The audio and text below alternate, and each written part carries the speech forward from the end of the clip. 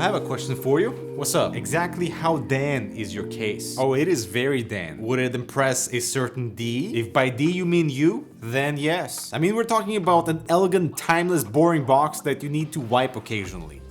What's not to like? I'd rather take this A4-H20 and downsize my motherboard than be constantly thinking about all the wasted room in my mid-tower. That alone is a reason to consider a proper SFF enclosure. Some might say this latest Lian Li release is truly a tribute to SFF enthusiasts because all the tiny details have huge significance in this 11-liter case. The exterior panels are aluminum, sadly not sandblasted, but the perforations on the side panels help to hide most of the handling history, while the interior shell is steel, so we end up with a very light but solid frame. And to meet all the new hardware demands, the case of course has grown to accommodate the larger GPUs and the radiator versus the very tiny original A4 SFX. So if you are thinking about the new H20, a 240 radiator cooler is definitely a must. Also because the 55mm cooler height support doesn't really leave many options for a non-radiator cooler. So let's talk about the good. The case is extremely easy to handle.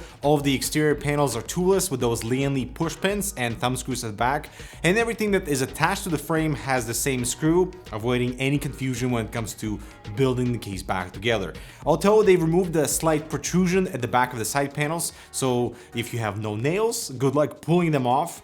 On the original A4 SFX, it was much easier. Now, during the assembly, you can remove the bottom panel to give you better access for cable management, plus an SSD can be installed here. The case sits on these large rubberized feet at the front and back with really good stability, and more importantly, they do not leave any black stains behind. Now, GPU compatibility to the most part is fantastic for such a compact frame, so triple slot cards up to 322mm are supported with an easy insert through this cutout at the front.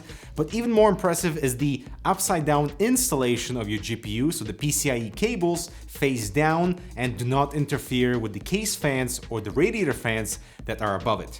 Brilliant. Unfortunately, the case is only 2mm too short to fit my largest card on hand, and that kind of sucks because the front panel will not close with this graphics card installed. As you can see, it sticks out just a tiny bit, but the front panel is very flush towards the frame, so therefore no luck. I wish they would incorporate that like slightly protruded front panel like we saw with the TU150 from Lian Li. That would allow for a little that extra leeway for the front and potentially longer GPUs as well. You will have an option of a Gen 4 riser cable or a Gen 3 riser cable, but Gen 4 today is probably a better future-proof option. And so is this very sneaky transition into today's video sponsor.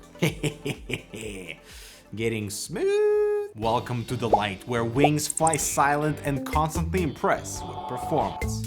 What? The wings of the light have beautiful circular showcase? I'm just here for some fans. This diffusion is unlike anything you've seen before. I mean, I've seen RGB fans before. Yeah, but these are ARGB from Be Quiet. You're saying this is their first RGB fan? Must be good, right? We have 120s, 140s, high speed, and standard versions too. There's also the 3-pack with a hub. That is right. Impress your inner self with the new light wings so you can fly into the Be Quiet light wings. Check them out below. All right, I think my favorite thing about the new A4 is just how focused it is, right? So the only thing you have to think about is which 240 all-in-one cooler to go with and SFX or SFXL power supply. It leads you into a very specific build configuration that has potential without overcomplicating it. That is not to say though that the Meshlicious, the new Shift XT, or the fantastic NR200P are bad because of all the options like better cooling compatibility with radiators, ATX power supply support in some cases, but I find like with the A4-H20, the whole simplicity approach just gives me nice comfort. You know, I know exactly what can fit and I don't have to explore other options. But there are a few iffy things. So in DAN case fashion, there's no visible branding aside from the plaque at the back. This makes the new A4 a little bland and I mean, kind of generic, especially next to something like the new Shift XT. Also, they removed the bottom and top curvature of the front panel like we saw with the A4 SFX. Now it's just it's just the box. Many also have expressed their dissatisfied opinions about the side cutout on the silver model that reveals the black frame. I personally like it. It adds some good lines to an otherwise bland case. Plus the I/O is revealed there too, which sadly only has the single USB-A port, but I appreciate the full speed Gen 2 USB-C with that flexible interior cable that is so much easier to route. Now Lian Li advertises the dual slot mount with the offset standoffs, but the longer standoffs are actually not included in the accessories. I find that very strange. And while I think this is one of the best ITX sandwich cases in this layout class, I prefer the towering form factor of the Michelicious, of the H1 or the Corsair 1 type for that slightly lower footprint when on the desk. And I really cannot wait to see how brands explore the vertical, but in the meantime, the H2O as it is one tasty beverage. As usual, the most frustrating thing for me when it comes to SFF is cable management, but not because of the case, but because of the power supply and the insanely stiff cables that we keep seeing for some reason on SFX units. Why? Those tiny power supplies are designed to go in the tiny enclosures, yet the cables have not caught up to something more flexible, soft, that makes you appreciate cable management and not wanting to pull your hair out. Now, a few more notes to help you with your assembly. The top fan bracket is installed this way and not with the protrusion facing up, as the top panel just simply won't close. Depending on the length of your AIO tubes, they can be either routed above or below the power supply. There's a handy chart for compatibility. So anything over 380 millimeters in length for the tubes has to be routed from the bottom. But also depending on the height of your memory, bottom routing might be tricky. I do like how the GPU is facing the right side of the case. So if you're a normal person and have the system on the right side of your monitor, the loudest component is facing away from you. And always remember to finesse the RPM of the pump and the fans to that pleasant sound profile, because there's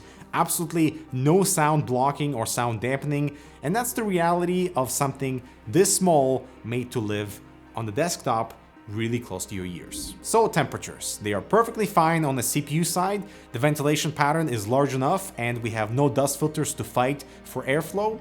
And the side panels are not a significant barrier, as you can see. On the GPU side, it is also very well controlled because of the exhaust, so no heat gets trapped inside that GPU chamber. And this is really impressive because the case is tiny and all the cooling is achieved with those two 120mm fans.